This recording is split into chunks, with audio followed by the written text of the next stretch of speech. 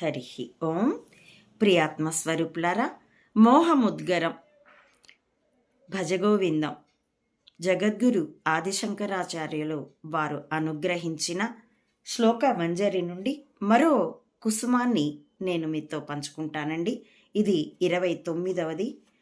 సుఖతః క్రియతే రామా భోగః పశ్చాదంత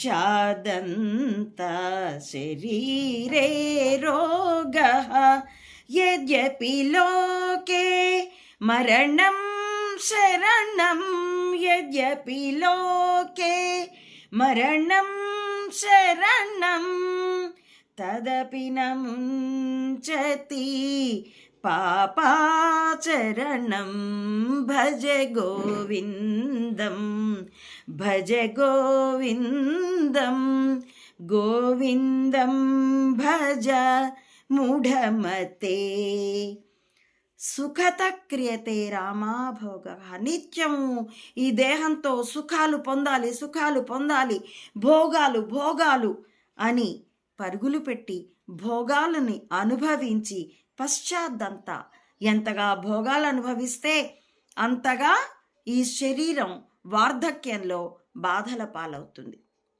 ఎంతగా ఎక్కువ ఉపయోగిస్తే ఆ మెషిన్ పాడైపోయే ముందు, మూలపడే ముందు చాలా రిపేర్లు ఎలా వస్తాయో, దడదడ శబ్దాలు, రకరకాల రిపేర్లు ఎలా వస్తాయో శరీరం కూడా అంతే. అందుకనే ఎంతగా క్రమశిక్షణ రాహిత్యంతో ఉంటే అంతగా బాధలు పడతాం. పూర్వజన్మ కర్మఫలం కూడా ఉండొచ్చుగాక, కానీ ఈ పై కారణం కూడా ఉంటుంది. కాబట్టి యద్యపి లోకే శరణం మరణం శరణం. మొత్తం ఈ లోకానికి చిట్ట చివరికి శరణం మరణం తప్ప మరొకటి లేదు.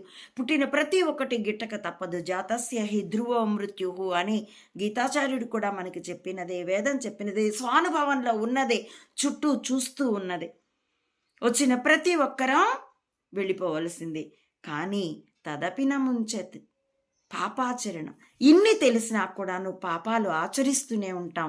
కాబట్టి ఇవన్నీ వదిలి గోవిందుణ్ణి భజిస్తే, మనకి నా బుద్ధిలో నీ ఉండు ఈశ్వరా అని ప్రార్థిస్తే ఆయన మనకి అన్ని వైపుల నుండి యుక్తత జ్ఞానాన్ని, యుక్తత ఆచరణని ఇస్తాడు. కాబట్టి గోవిందుణ్ణి భజించు మూర్ఖుడా అని మనందరికీ అపార ప్రేమతో జగద్గురువులు చెప్తూ ఉన్నారు. ఈ కలియుగంలో యజ్ఞాలు చేయలేకపోవచ్చు, ధ్యానాలు జపాలు ఖర్చుతో కూడినవి చేయలేకపోవచ్చు, గ్రంథాధ్యయనం చేసే పాటి ఓపిక